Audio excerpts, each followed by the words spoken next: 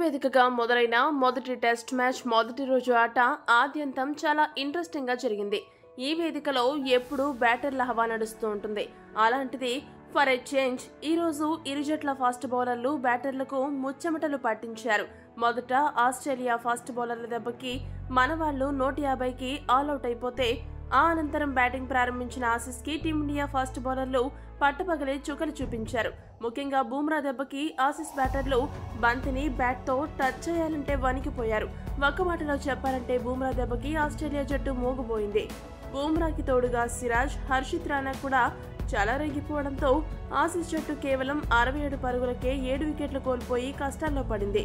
మనల్ని ఇబ్బంది పెట్టాలని తయారు చేసిన ఫాస్ట్ బౌలింగ్ ట్రాక్ ఇప్పుడు ఆస్ట్రేలియాకి శాపంగా మారింది. ఇదిలా ఉంటే ఈ సిరీస్ ప్రారంభానికి ముందు టీమిండియా ప్రదర్శనపై మన టాప్ ఆర్డర్ బ్యాటింగ్ పై రకరకాల విశ్లేషణలు చేస్తూ మనకి ఉచిత సలహాలిచ్చిన పాంటింగ్ ఇప్పుడు వారి సొంత జట్టు ఇలా కుప్పకూరడంపై మాట్లాడుతూ సంచలన వ్యాఖ్యలు చేశారు. పాంటింగ్ మాట్లాడుతూ ఏమన్నాడంటే, పెర్త్ వేదికగా జరుగుతున్న మ్యాచ్ ని చూస్తే నాకేం మాట్లాడాలో అర్థం అవడం లేదు. నేను ముందు నుండి టీమిండియాలో ఒకరి గురించే భయపడుతూ వచ్చాను. అతడితో జాగ్రత్తగా ఉండాల్సిందిగా మా జట్టుకి ఎన్నోసార్లు హెచ్చరించాను. అయితే వారు ఆ మాటలను పెడచెవిన పెట్టినట్టు ఉన్నారు. ప్రపంచంలోనే బూమ్రా నెంబర్ 1 ఫాస్ట్ బౌలర్. అతన్ని ఎదుర్కోవడం చాలా కష్టం. అందులోనూ ఫాస్ట్ బౌలింగ్ పిచ్లపై అతడు రెట్టించిన ఉత్సాహంతో ప్రత్యర్థులను ఇబ్బంది పెడుతూ ఉంటాడు.